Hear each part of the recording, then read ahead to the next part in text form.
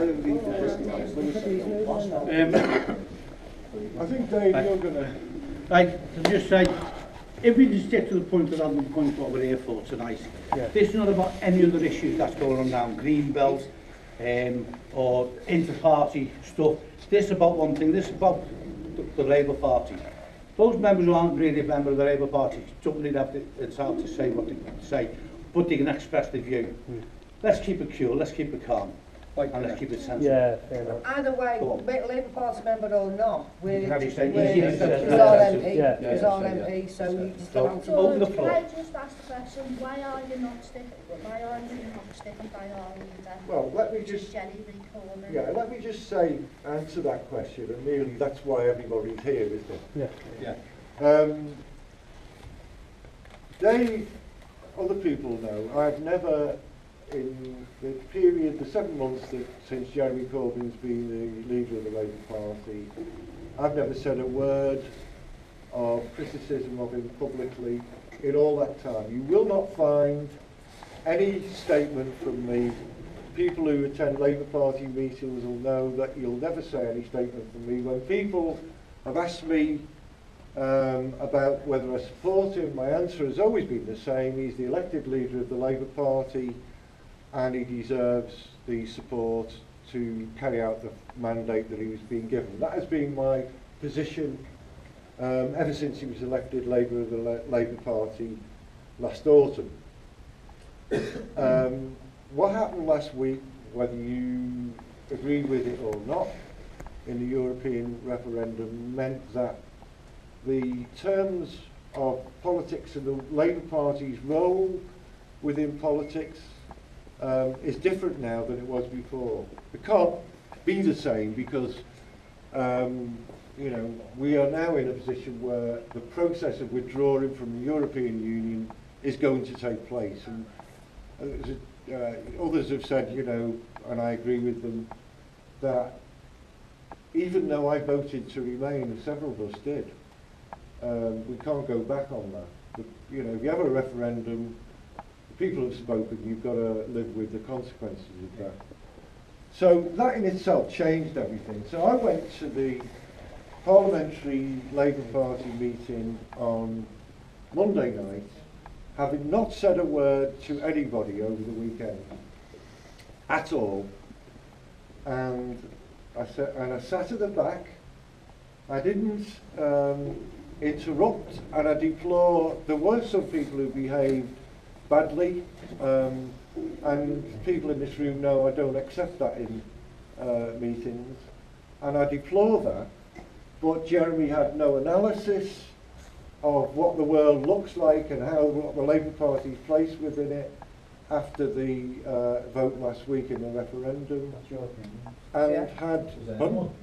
And by the way, I'm not blaming him. I'm not one of those who thinks it's his responsibility that the referendum was lost. I'm talking about where we stand now as a result of that that vote and how we move forward as a party for that. Because as the opposition, we need to be in a position where we can influence the way the way in which we withdraw and what the terms of disengagement from Europe are.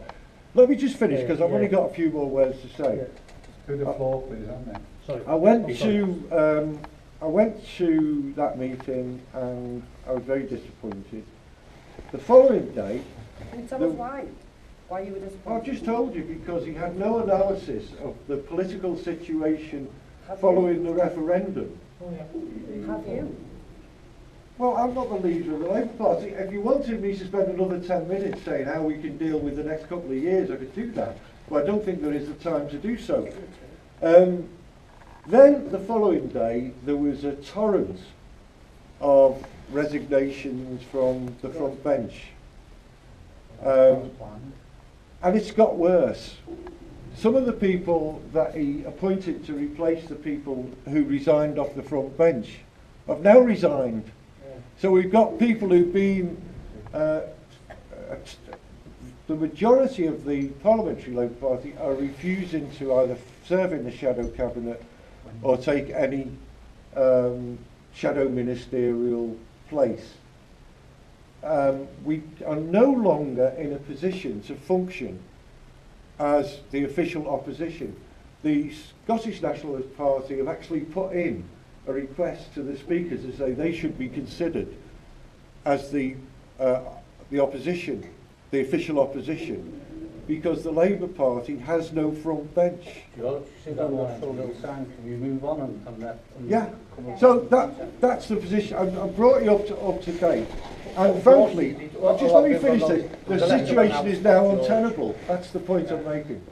Peter. We elected you to be the opposition. We didn't elect you to fight with yourselves. You were elected as an anti-Tory candidate. That's what we expect you to be. Now, hang on a minute. The rest of us who just have normal jobs, George, when we get to work, if things aren't perfect, you know what we have to do? We just carry on. Them two people over there, the PCSOs, they can't say, well, this isn't perfect, so I'm going home, because they won't get paid anymore. The rest of us, he was given a 60% mandate, near enough, from the members of the party. If it's not our party, George, whose is it? Is it yours? Is it an exclusive club? Well, it's everybody's. Is it the New Bullingdon Club? You can't have. We are a parliamentary democracy. The Labour Party is not a revolutionary or Leninist party. It is a party that believes in winning. It is a party. George, let me finish answering this gentleman first. It's a party that believes in doing changing social change and economic change through winning elections and taking control of the parliamentary system. We're not in a position to do that. That's the problem. Peter. I'm very worried about democracy within this country because of what you're doing. Mandelson already set up websites to a firm for Angela Eagle even before she packed in. Also, all this is going on for one reason and one reason only: to protect Tony Blair. No, it's not. To protect him from the Chilcot inquiry. No, it's not. Now listen, when a regiment goes to war and 3/4 get killed, you replace them.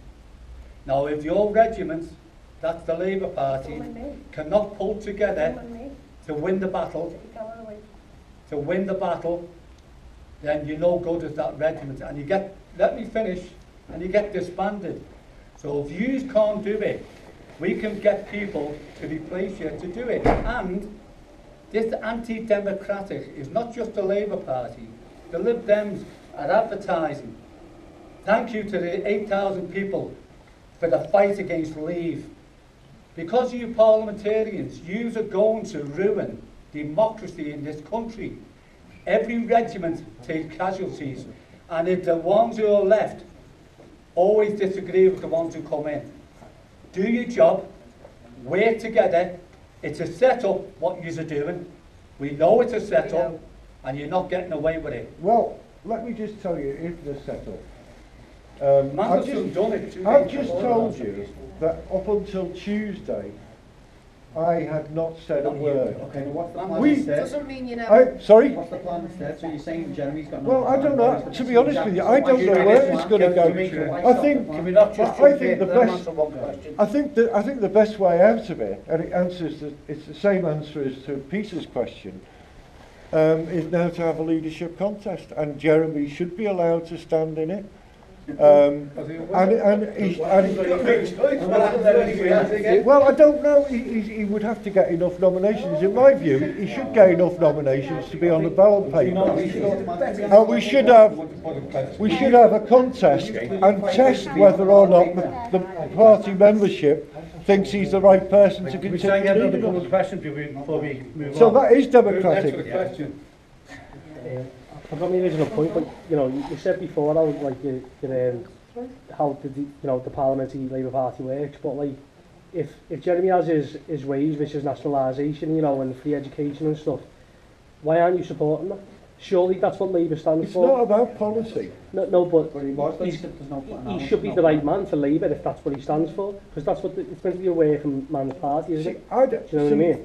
I don't know at the moment. We've got an obligation as the second biggest party in the country in terms of our parliamentary representation. We've probably got the biggest membership of any party in the country.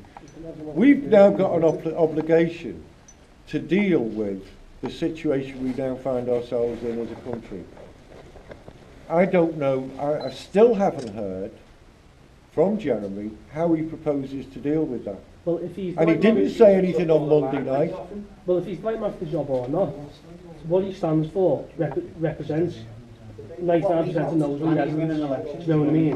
So surely, You know, look, somebody asked me that question earlier.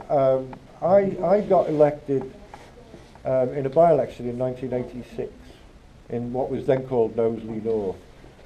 Between 1986 and 1992, we won virtually any by-election we stood in. In 1992, we got slaughtered in the election. We are then, in the period between 1990, the same applied if you go backwards. Yeah, it went centre and now it needs to go back again because the Tories have gone right. And well, let me go. If you go backwards, every election, by-election that was held between 1983 and 1987, most of them we won in places that you wouldn't have expected to win. Okay, but this is And then in 1987 we got slaughtered in it. So by-elections are a snapshot of where something is at the time. Very often it's almost like a mini referendum on the government of the day. When it actually comes to an election day and voting for a party, you've got to win votes in parts of the country and marginal seats where we will not win them.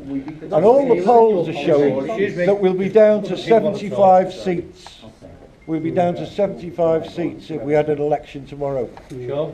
George, check the last question. Last question, because I've got to go to Kirby. I've got another question. Leadership, right there. If he runs again for leadership and he's going to win, so what the 172 MPs, are they going to go? Because if you're at Labour, if he wins, can you still stand for 4 years? I can only speak for me. I can't speak for everybody in the Parliamentary Labour Party. If that were to happen, then in my view he would still be the leader, and I'd take the same view as I took from last September. But I don't see how the current situation can continue because we're incapable of functioning as an opposition. There is nobody. I'll just give you one last example. Well, I'll give you two. On yesterday afternoon, I'm chairing the finance bill, which is a bill that implements the budget. The spokesman, who was only promoted to that position earlier in the week, Rob Maris, at the end of the sitting, got up on a point of order and resigned, having only been appointed a few days earlier. You can't carry on like that. Second thing, next Wednesday, we've got a bill on the floor of the House of Commons, the Wales bill, which delivers the devolution that were promised to the people of Wales by us and the Tories.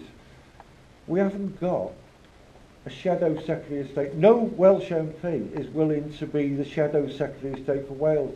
Well, we cannot deal with that bill. I mean, I don't even know how it's going to work. You know, maybe somebody who isn't even a front bench spokesman will just have to step up and occupy the dispatch box.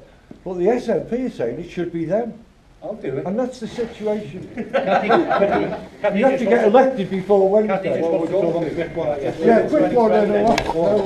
I haven't got a question, I just want to say to you. So, you know, these people who resigned, the Blairites anyway, we don't want them. No, they're not. They are, we don't want the Blairites. Yeah. We don't want Blairites, George, and you need to know that. I'm sorry, they're not all Blairites. I haven't finished.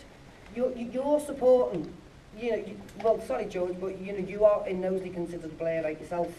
Whether they are, you're all whether you think... I haven't finished, George. I haven't finished.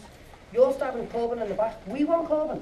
We don't care who you like. We care who we like. You're so used to doing what you want to do. The people have spoken, George. It should have shut you up. It should have woke you up. Things are... I haven't finished, George. I haven't finished, George. Things are changing. You are going to become answerable to us.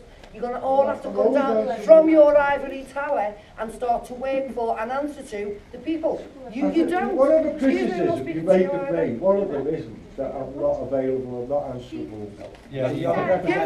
Listen, George, I seen you in the village the day before the year. No one knew yet, everyone was walking past you. You had to approach people. I seen you, I've got you on camera. Okay, You don't well, have right, the that's But you don't brilliant. care. Listen, can I thank That's not my experience. Can I thank everyone Thank and you. George and It you is. Vicky too. It is, I've got you on camera. Thanks, George. Thanks everyone. Thank you.